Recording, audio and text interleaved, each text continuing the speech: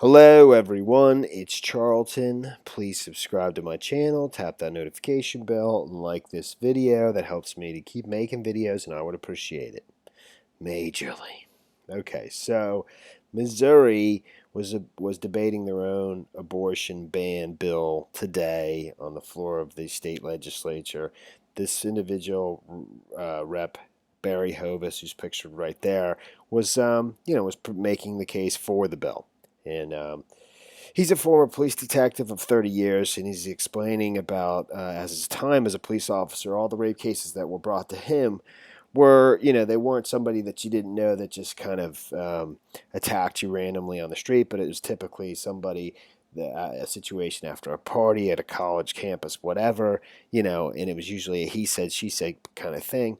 And then he goes on to say it, so it's usually like a date rape, or as he puts it, a consensual rape. And everyone, naturally flipped out at that and said, you can't, the rape can't be consensual. That defies the whole definition of rape, is that you don't consent. That's what rape is. And so he's apologized for saying that, but he says he misspoke, that he actually meant to say, date rape, consensual, or rape, and then he goes on to talk about how whatever they were presented to the jury, and the jury made the decision, and sometimes they made the decision he didn't like it, but whatever. But I'm just here to sort of listen to it and see if that's what you think. What he said was date rape or consensual or rape, right? That's what he's apologized. Where's his apology? Damn it! It's my apology if I didn't enunciate the word or.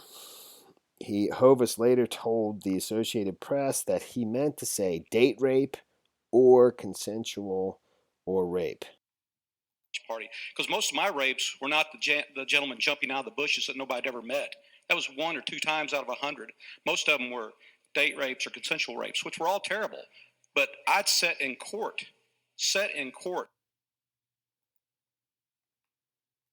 Most of them were date rapes or consensual rapes, which were all terrible.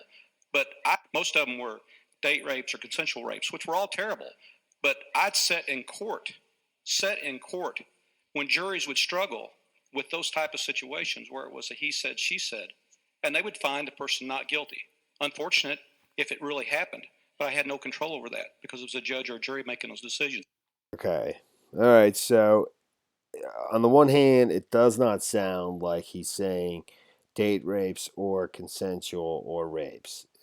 It sounds like consensual rapes, but in terms of what he's describing and what the various circumstances of rape cases being presented in court, it was either date rape or it was consensual or it was rape.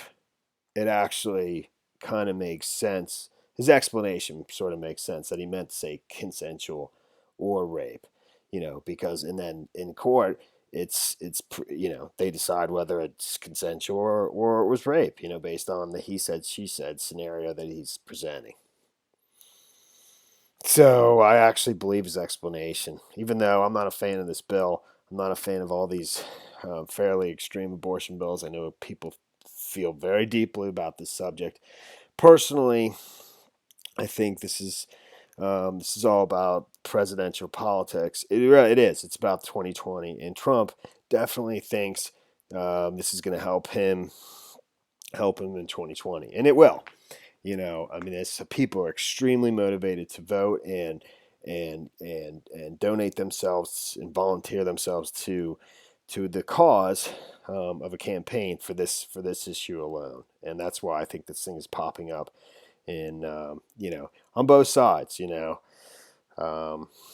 started with Virginia, with the governor there on the extreme on the other side, and that seemed to benefit Trump, in my opinion. I have a different conspiracy about that. It's not important.